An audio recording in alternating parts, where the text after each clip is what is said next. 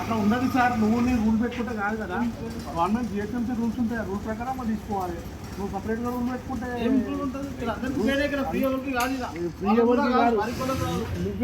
చెప్పడానికి నేను ఏమన్నా అంటే చూడు, నేను ఏదైనా పార్కింగ్ చేసి 63 ఏమంటుందంటే బిల్డింగ్ కమర్షియల్ కాంప్లెక్స్లో పోయినప్పుడు అలా నేను కొనుగోలు చేస్తే ఫ్రీ పార్కింగ్ ఇవ్వాలి. ఎవరు చెప్పి ఉండదు. నువ్వు చెప్పినా అంటే నువ్వు చెప్తే అయిపోతుందా? నువ్వు చెప్తే అయిపోతుందా? నేను అదే చెప్పాను. బండి తెచ్చిన కాబట్టి నేను చెప్తున్నా. అట్లెట్లయితుంది పార్కింగ్ రూల్ని ఫాలో అవ్వాలి, జిహెచ్ఎంసీ ఫాలో అవ్వాలి. నువ్వెట్లా చెప్తావు? ఎందుకు ఇచ్చారు ఫ్రీ పార్కింగ్? ఫ్రీ పార్కింగ్ ఓడిచ్చిన ఫ్రీ పార్కింగ్ అంటే బోర్డు పెట్టి పేడ్ పార్కింగ్ అని రోడ్డు జిఎస్టీ నెంబర్ చూపెట్టి నీ జిఎస్టీ నెంబర్ జిఎస్టీ నెంబర్ ఉండదు. ఎందుకు ఉండదు? ఉండాలి. కమర్షియల్ ఉన్నదే. నువ్వు చదువుకున్నావు మళ్ళీ అదే అడుగుతావు. చదువుకున్నాం కాబట్టి అడుగుతున్నాం. కాదు పార్కింగ్ ఉండదా?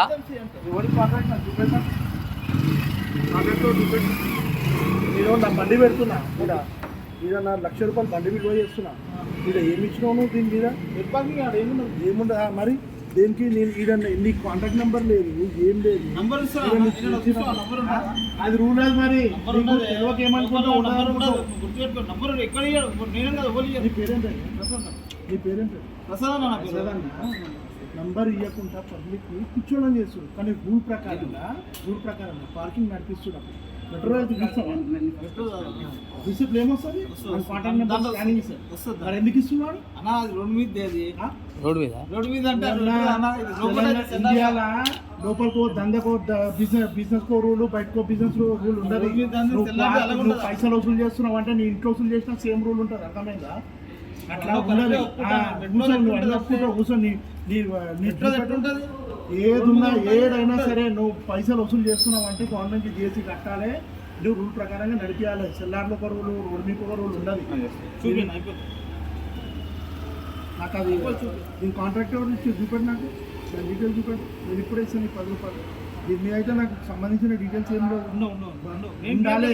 ఉండకుండా నువ్వు వసూలు చేసే రైట్ సైడ్ వీడ నీకు సిగ్గి నీ పేరే లేదు. ఇక్కడ నువ్వు బండిలో పెట్టి నువ్వు ఎటు పోతా అంటే ఎందుకు జిహెచ్ఎంసీ మన బిల్డింగ్ కన్స్ట్రక్షన్ రూల్ ప్రకారం కొనుగోలు చేసినప్పుడు నాకు ఫ్రీ పార్కింగ్ ఇవ్వాలి.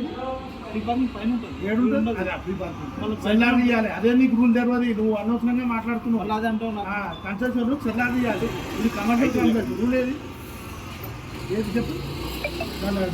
నీ కాంటాక్ట్ నెంబర్ లేదు, జిఎస్టీ లేదు, ఏం లేదు. టేబుల్ వేసుకొని వసూలు చేస్తే నేను ఎట్లా నమ్మాలి? రూల్ ఉండదు అంటావు. రూల్ ఉండకుండా ఏమన్నా రూల్ ఎందుకు ఉండదు?